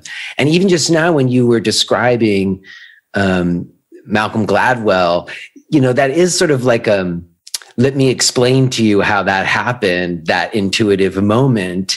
And to me, that's almost an example in a way of like a kind of more physicalist kind of way of looking at it or something, as opposed to, oh no, I actually do feel that there are moments where I've gotten messages. There's been a few times in my life where like I was down on my knees and really needed guidance. And I felt that it came, and it was just a strong message. Like people talk about voices in their heads. I didn't really hear it as a voice, but I definitely got a message from within. And those messages have been the most important moments in my life in a way. And I do believe that all these practices of sensitizing myself and listening and being in my body and open and intimate with life led to those moments of receiving those messages. And I guess I'm just sort of curious, like other people who engage in practices with the kind of passion and diligence like you, I'm just betting you've got to have had some kind of experiences like that before. And I think sometimes it's sort of what I wrote to you in the initial email, the mainstreaming of yoga, and you kind of referenced it earlier, those things got so downplayed, like the contemplative aspect or the aspects of those kinds of experiences, those animate, what people would think of otherworldly, but I think of just natural experiences. They don't sell as well. You know, you can't sell people on nebulous inquiries into the nature of your existence the same way you can sell them on strength and flexibility. So I guess I've just been curious to hear people who engage in practices potentially share some more about these experiences in ways that we feel comfortable, so that people would put yoga in that context more than the fitness context that it's kind of been relegated to a lot of times. Yeah. Well, it's interesting you say that. I see what you're saying. I brought up Gladwell as an example of exactly as you point out, that kind of scientific materialism, right? Is as you point out, an attempt to explain intuition, or at least he raises the possibility of that. And is that? And I was attempting to say, perhaps unclearly, that is it that? Or is it higher powers, or the soul of the ancestors and so on, the wisdom consciousness, or whatever, Christ consciousness, or Pleiades, right? Whatever you want to call it, yeah. And I was saying that I actually don't know, but I find it very fascinating. But as for, of course, experiences of that, yes, this idea of context, I think we're coming back to something that we discussed earlier. We could see it that way. Let's take something like yoga posture practice or pranayama. They can be used, they can be employed, those same movements or same instructions can be employed in the service of many different masters.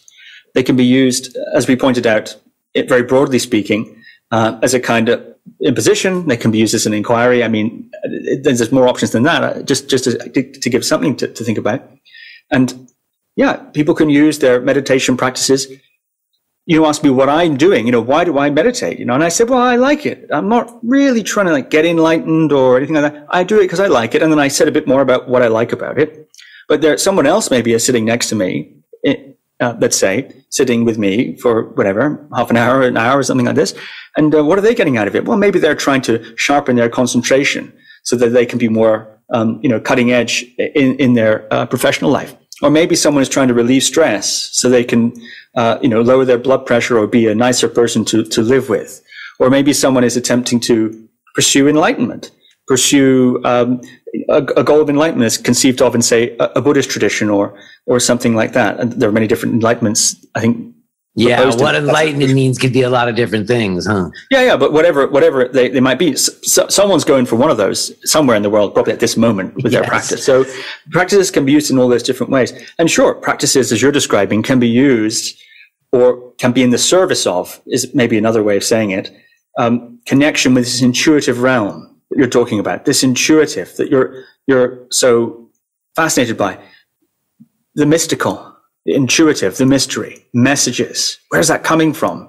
What is that? Is it me? Is it something else? Where does the art come from? Where does it come from? Yeah, exactly. And that's, I think, a marvelous investigation. That's a marvelous thing to pursue and to unravel. And I think, meditation, yoga, and so on, these things are tools that are well suited to that kind of investigation.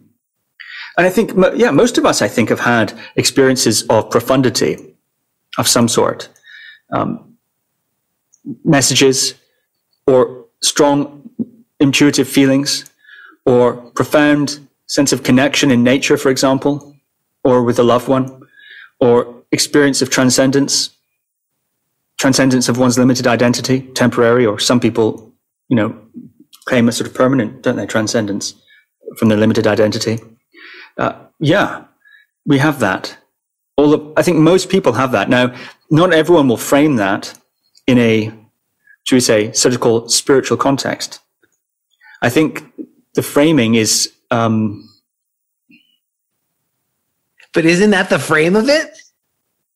Not intrinsically. I mean, if someone's in nature and they just feel this, let's say we're meditating together and we go out to nature and we feel this oneness, right? And I'm feeling a spiritual sense of oneness and transcendence. I feel beyond myself. I feel some sort of sense of connection to a larger scope. I don't feel me looking out. In some ways, I feel I'm being looked at from the trees and I'm looking at the trees in this sort of two-way, or everything is as it is. The sense of perspective from which vantage point appears to be dissolved, and there just appears to be a happeningness, spontaneous emergence, a kind of happeningness, like a candle flame that's just exploding. Each second, each moment, a candle flame is always coming into being a flame. It's continuous. It's the same flame as it burns down, but each moment is a sort of explosion of becoming. Life and death both happening there in the candle flame. So there can be that tremendous tangible sense. But I don't think that sounds like spirituality to me, what you just said. Yeah, well, I think you could say that, but I think it's possible to have such an experience without conceiving it in those terms. Of course. But that's sort of my point, though. You can do yoga practices and meditation practices in a context that doesn't conceive it as, means to have more intimate connection with the spiritual realm or whatever, or the spiritual existence. But when you look at the traditions and the teachers, it seems to me that's what most of them are talking about, whether you're trying to transcend it or whether you're trying to embrace the cycle of rebirth and integrate into it and feel the joy of it. It's still ultimately like a spiritual phenomena, your life, and the practices are about an awareness about that. Oh, I guess I'm asserting that. It doesn't have to be true. I love the way you don't want to get pinned down. It so goes with your show. I really appreciate that. Well, I don't know the answer is the truth. I don't know what it's all about, and the soul and enlightenment. I don't know that. I'm aware of the different views, and that's maybe one of the reasons I have a show, is because I can tolerate that ambiguity. Yeah. But to a certain extent. But you're making a couple of points here. What has yoga historically been used for? How has it historically been framed in the cultures in which it developed and grew and then moved around in? That's a question that's for religious scholars and historians and so on and so forth. And there are many. We have many great figures like that, right? Who are working in this. Just to say yoga, for example, your field. There are many great scholars investigating that. Yeah, like where does hatha yoga really come from, and where do the poses actually come from? Yeah, all that's happening. They debate that. Yeah, what did a yogi 300 years think they were doing compared to a yogi today, and so on. And I don't know, of course. When I say I don't know, what I mean is there are many different views about that, and it's a great mystery and it's very fascinating. But as for what's it really about, that's a rather different question. What's it really about? Maybe they were wrong 300 years ago. Maybe, 400 years ago they had it right, and then they got lost. 350 years ago they got lost somehow, and it got kind of their version of commercialized, and who knows, So who knows what it's really all about. I think I suppose I'm attempting to say, can be used for many different things in the service of many different views, many different inquiries. It's up to the individual. And even if the individual does not know why they're doing it, they can't articulate it. Evidently, as you pointed out, something is motivating their engagement with meditation or yoga or whatever the case may be. What is that? I think it's a very fascinating question. Well, I love that you're leaving it as a question and offering up lots of possibilities and not necessarily asserting one answer. It feels very appropriate for what you're about and what we've talked about today and what your show's been about, which I don't know if I said the title Guru Viking. Everybody listening to this should absolutely be going and listening to Guru Viking. It's really wonderful. And I also just think it brings me back a little bit to what you said at the very beginning with your mom and about like having a personal faith as opposed to like some kind of formal theology that's imposed upon you. It seems like that holds true across all the traditions, like that there are certain teachers who teach that there's the guru within you and that you're going to make some determinations from within about your path. And that's the authority as opposed to an external authority. And I hear you doing that. Seems like that kind of self-empowerment, or I don't know, it's a longer podcast to talk about self, but the idea of it's not imposed upon you, but you are going to discover it from within seems to me to be a big part of what you're about. And I hear it in this conversation, and I really appreciate that. Thank you. Yes, I must say, I think that I would say it's a relationship to the structures and theologies that is the difference in frame, not the frames, the structures and theologies themselves per se.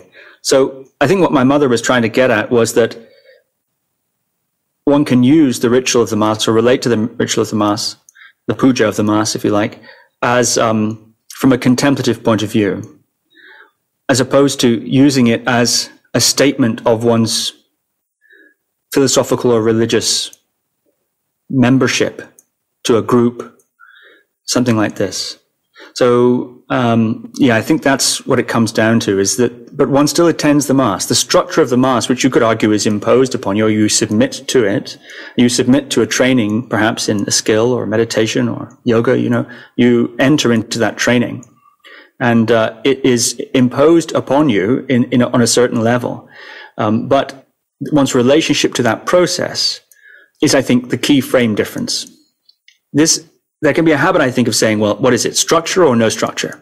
Is it external authority or internal authority? Which one is it? I think surely there is an interaction between both. External authority only becomes oppressive and self-denying, perhaps, or in a way, but an entirely inner, it becomes almost narcissistic or solipsistic. There has to be some sort of interaction between the inside and the outside, or maybe even eventually seeing through that dynamic. Certainly, certain spiritual traditions do, propose that maybe some subject-object, inside-outside. It's a lens. Works at a level of resolution, but looking a little deeper, those dividing lines are less. They're more porous than they initially seem, and perhaps even just themselves imposed on the situation. So I think it's this mystery, this investigation, this inquiry, in a certain sense, open to the inner and the outer, navigating between those two positions as best one can. And why? Well, who knows why? The why is up to the individual. Why for me? Because I like it. I enjoy it. I'm afraid that's it. No, that's so good, Steve. And that's a perfect place for us to end today. I really, for all of my fancying of like non-dualist ideas, I always frame things in dualistic ways. And I just appreciate you opening it up and saying, hey, it's not internal authority, external authority. There's all those things at play. I do think some of the bigger things that you've talked about today, even that at the very beginning, that idea of like a nurturing care and compassion basis as a substrate seems important. But yes, what I love most is that I do think that these are contemplative practices. And that's why I'm sort of passionate about like putting them back into that frame, whether they're movement practices or seated practices or pranayama practices, that the contemplative frame is where I feel like they really give society and people the boons, the power of it. And so again, thanks so much for doing this and for putting that out into the world. And again, everybody go listen to Guru Viking. It's been so fun to do this with you, Steve. And I hope you wouldn't mind if I reached out to you again to touch base. We didn't even get into like behind the scenes podcasting stuff, but I'm glad we were more on substance of what you're actually doing. And what your experience is, because that I think is more vital than just podcaster insider stuff. So thanks again. This has been really great. It's been such a pleasure to talk with you, Jay, and it's such an honor to be on the Jay Brown podcast. Wow. I mean, that's really cool. So I'm very honored. Thank you for the invitation and amazing discussion. Thank you. You're very welcome. I'll be in touch with you, okay? Great. Cheers.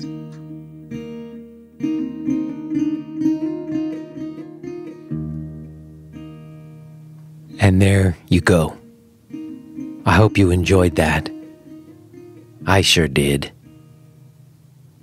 Steve he lived up to the alter ego I associated him with that was created in my childhood head. He lived up to it because his take on things and our conversation about it today, it speaks to something in me that has to do with more openness around different philosophical viewpoints, a certain maturity, I think, maybe wisdom, where I don't hold my views in such a rigid way, and the inquiries are allowed to thrive more fully because of that. I get that feeling and that kind of inspiration from Steve. So, very cool. If you haven't checked out Guru Viking podcast and his website, there's links in the description. I highly encourage you to do so. I think it would be worth your while. It was really great to meet you, Steve, and I look forward to speaking to you again, sir. And I'm looking at my little calendar here that tells me what podcasts are coming up next, and I'm smiling because I know I've got some good stuff coming your way. So stay tuned for stuff, okay? Because we got some good stuff coming. And, you know, like I said in the intro, I'm not really doing so great right now, and I hesitate to talk about stuff because in the past I was just a little too much. In fact, I recall someone once referring to me as the king of TMI. If you don't know TMI, too much information. And, you know, I don't want to feel like I'm being masturbatory or something. But the truth is, I really am having a hard time right now. And if you are someone who sticks around here all the way to the end, if you're someone who's been around listening to the show regular for long enough, you might remember there was a time when I was moving from Brooklyn where I was really in trouble and scared, and I really needed help. And I asked you, I asked the listeners to pray for me. I asked them to put in a good word from God. You know, I needed some help. And I think a lot of people did.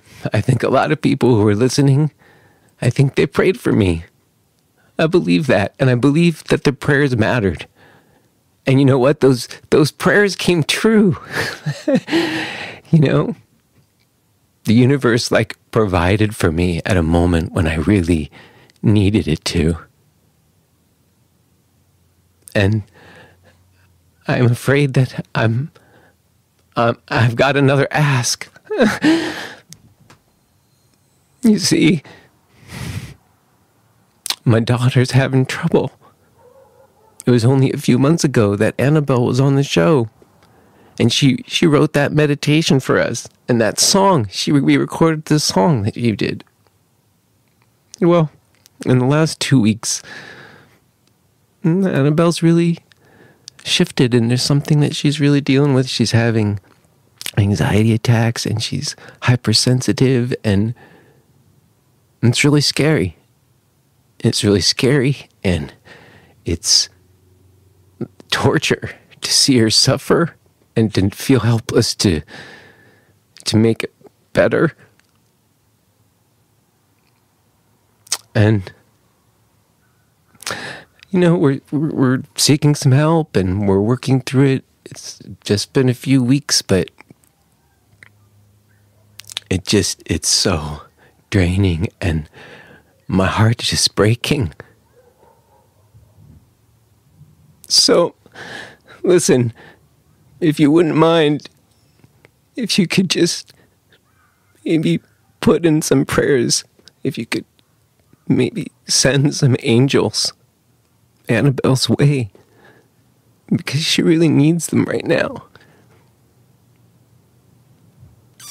Oh, shucks.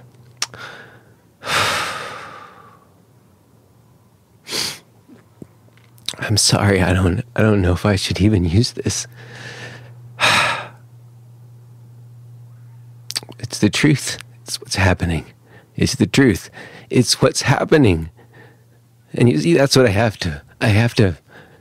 to be focused on what's taking place, what's real, because when I project into the future, I'm not perceiving what's happening. Right? Isn't that what yoga teaches us? If I project into the future, I'm not perceiving what's happening. And if I perceive what's happening, I can see my little girl is going through an ordeal. And that's what needs to take priority.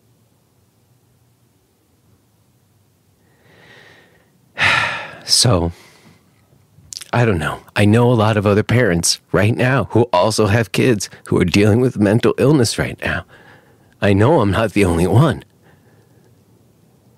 And we should talk about it.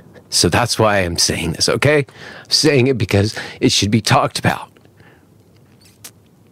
Because we know we've learned something, right?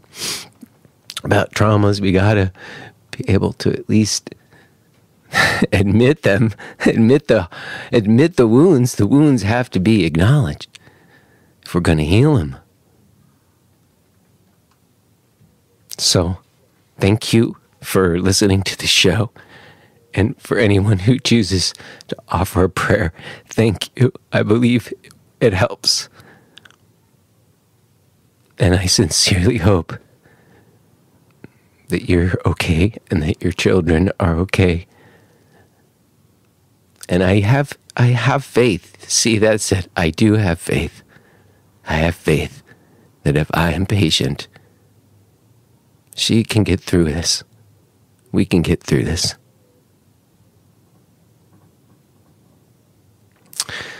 Okay. I'm going to leave it there. I know that it feels weird. I feel like I don't want to just leave it like that, but I don't know where else to leave it because that's where it is. So thanks again for listening to the show.